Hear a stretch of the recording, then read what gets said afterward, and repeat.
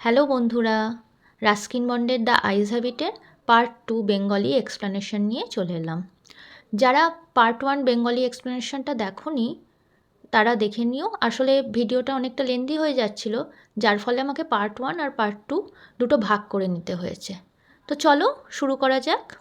The engines whistle shrieked, the carriage wheels change their sound and rhythm. বলছে ইঞ্জিনের হুইলসেল শ্রিকড অর্থাৎ বেজে উঠল। দ্য ক্যারেজ হুইলস বগির যে চাকাগুলো change their sound and rhythm, তাদের শব্দ, তাদের আওয়াজ এবং তাদের ছন্দ, শব্দ এবং ছন্দ দুটোই চেঞ্জ করলো। কেন? ধরো আমরা যখন ট্রেনে যাই, যখন আমরা খুব জোরে ট্রেনটা যেতে থাকে তখন যেরকম চাকার আওয়াজগুলো হয় বা হুইলের আওয়াজগুলো যেরকম হয়, সেরকম যখন কোনো স্টেশন আসে একটা অন্যরকম আওয়াজ হয় না, এবং চাকার ছন্দটাও তো বদলে যায়। ছন্দ মানে চাকাটা আস্তে আস্তে আস্তে আস্তে ট্রেনটা আস্তে আস্তে থামে, সেটাই এখানে বলা হয়েছে। The girl got up and began to collect her things. মেয়েটি উঠে পড়লো এবং তার জিনিসপত্রগুলো গোছাতে আরম্ভ করলো। I wondered if she wore her hair in a bun. আমি ভাবতে লাগলাম, আচ্ছা সেটা চুলটা কি খোঁপা করে রেখেছে, or if it was plated, নাকি সে বিনুনি করে রেখেছে। বিনুনি মানে বেনি, হ্যাঁ, বিনুনি করে রেখেছে। পারহ্যাপস ইট ওয়াজ হ্যাঙ্গিং লুজ ওভার হার শোল্ডার্স, অথবা এটা হয়তো তার কাঁধ থেকে, মানে সে তার চুলটা খোলা রেখেছে কাঁধের ওপর থেকে। Or was it cut very short, অথবা এটা কি খুব ছোট করে কাটা। The train drew slowly into the station. ট্রেনটি আস্তে আস্তে স্টেশনে ঢুকলো। আউটসাইড, বাইরে, there was the shouting of porters and vendors.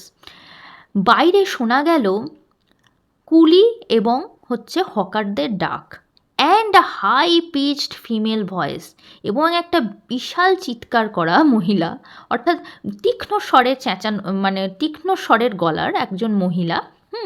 Near the carriage ডোর, বগির ঠিক দরজার ঠিক সামনেই একটা মহিলার তীক্ষ্ণ স্বরের আওয়াজ শোনা গেল। That voice must have belong to the girl's aunt. এই ভয়েসটা নিশ্চয়ই এই মেয়েটির আন্টের।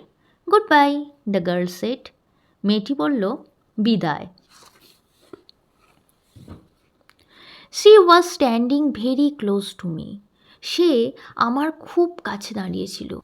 সো ক্লোজ, এতটাই কাছে সে দাঁড়িয়েছিল, দ্যাট যে the perfume from her hair, তার চুলের সুগন্ধ ওয়াজ ট্যান্টালাইজিং, একদম মাদকতায় ভরিয়ে দিয়েছিল, অর্থাৎ ভীষণ আকৃষ্ট করছিল লেখককে তার চুলের যে সুগন্ধ।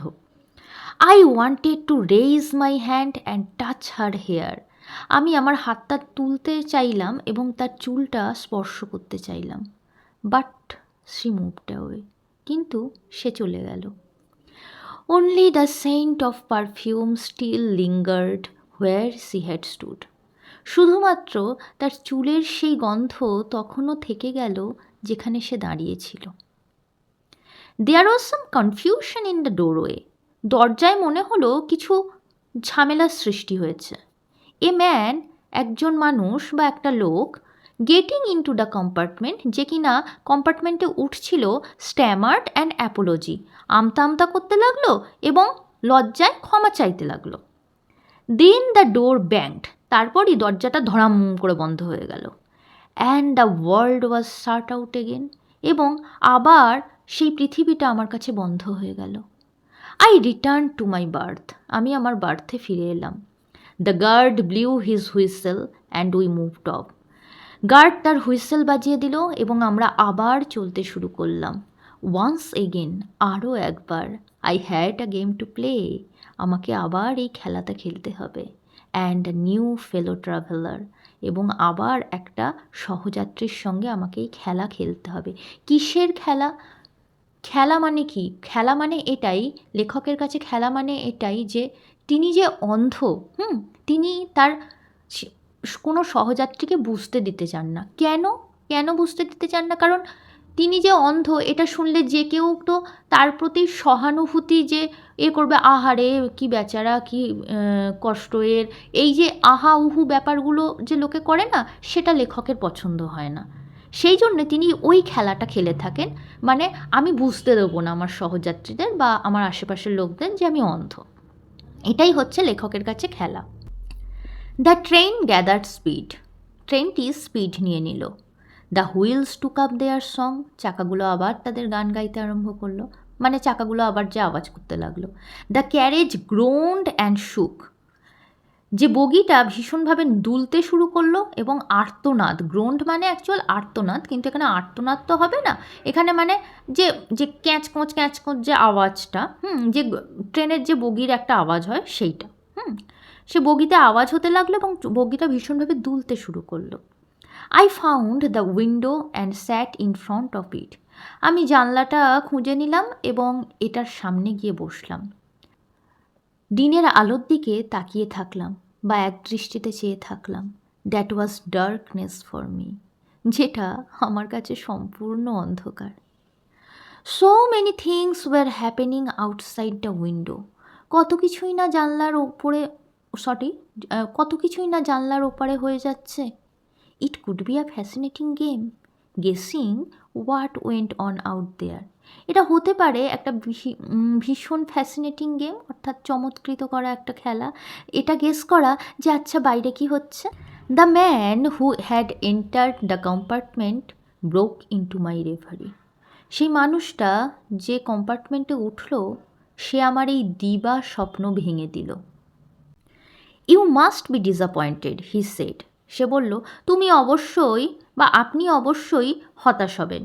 I am not nearly as attractive a travelling companion as the one who just left, আমি মোটেও অতটা সুন্দর একজন সহযাত্রী নয় যে কিনা এইমাত্র নেমে গেল। She was an interesting girl, I said, আমি বললাম হ্যাঁ সে বেশ একজন আগ্রহজনক মেয়ে, ইন্টারেস্টিং মেয়ে একজন। ক্যান ইউ টেল মি, আপনি কি আমায় বলতে পারেন, did she keep her hair long or short, আচ্ছা আপনি কি আমায় বলতে পারেন তার চুলটা লম্বা ছিল না ছোট। I don't remember, he said sounding puzzled, তার কথা শুনে মনে হলো সে হতভম্ব হয়ে গেছে। সে বলল আমার ঠিক মনে পড়ছে না। ইট ওয়াজ হার আইজ আই নোটিসড, এটা তার চোখ যেটা আমি লক্ষ্য করেছিলাম, নট হার হেয়ার, তার চুল নয়। শি হ্যাড বিউটিফুল আইজ, তার ভীষণ সুন্দর চোখ ছিল। But they were of no use to her, কিন্তু সেগুলো তার কোনো কাজেরই ছিল না। শি ওয়াজ কমপ্লিটলি ব্লাইন্ড, সে সম্পূর্ণ অন্ধ ছিল। ডিডন্ট ইউ নোটিস, আপনি কি লক্ষ্য করেননি? তো এই হলো আমাদের গল্প। যেহেতু ছোট গল্প, এটা শর্ট স্টোরি সবসময় একটা অপূর্ণতা রেখে দেয়। আমরা হয়তো ভাবতাম মানে এটা যদি এই গেমটা যদি দুজনেই না খেলতো, মানে সেই লেখকও এই গেম খেলেছিলেন যে তার অন্ধত্ব বা তার ব্লাইন্ডনেস যেন মেয়েটা না ধরতে পারে, বুঝতে পারে, বা মেয়েটাও তার ব্লাইন্ডনেস লেখকের থেকে লুকিয়ে রেখেছিল। কিন্তু তারা যদি দুজনেই না লুকাতো হয়তো গল্পটা একটু অন্যরকম হতো, তাই না?